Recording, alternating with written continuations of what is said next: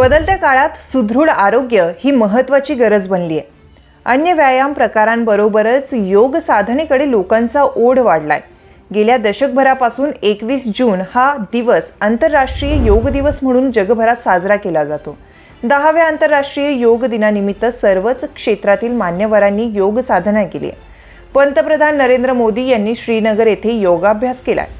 योग केल्यामुळे चांगले आणि सुदृढ आरोग्य लाभते, ऊर्जा मिळते। त्यामुळे प्रत्येकाने योगाभ्यासाला दैनंदिन जीवनशैलीचा भाग बनवावं असं आवाहन पंतप्रधान नरेंद्र मोदी यांनी केलंय।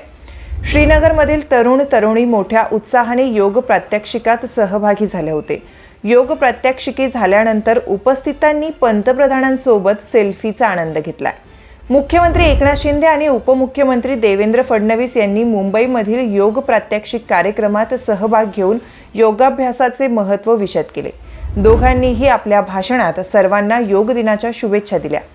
मुख्यमंत्री एकनाथ शिंदे यांनी आपल्या भाषणात योगाभ्यासाबरोबरच आयुर्वेदाचं महत्त्व सांगितलंय।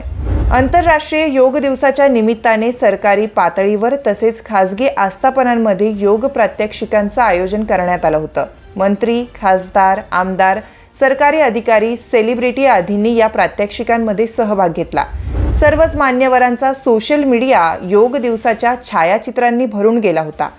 गृहमंत्री अमित शाह, भूपृष्ठ वाहतूक मंत्री नितीन गडकरी देखील योगाभ्यास करताना दिसले। मध्य प्रदेशचे मुख्यमंत्री मोहन यादव आणि धाराशिवचे खासदार ओमराजे निंबाळकर हे त्यांच्या फिटनेस प्रेमाबद्दल विशेष प्रसिद्ध आहे। योग दिनाच्या निमित्ताने विविध योग मुद्रांचा व्हिडिओ या दोघांनीही आपल्या सोशल मीडियावर प्रकाशित केलाय। थक्क करणारी त्यांची योग प्रात्यक्षिके पाहून या दोघांवरही कौतुकाचा अक्षरशः वर्षाव झालाय।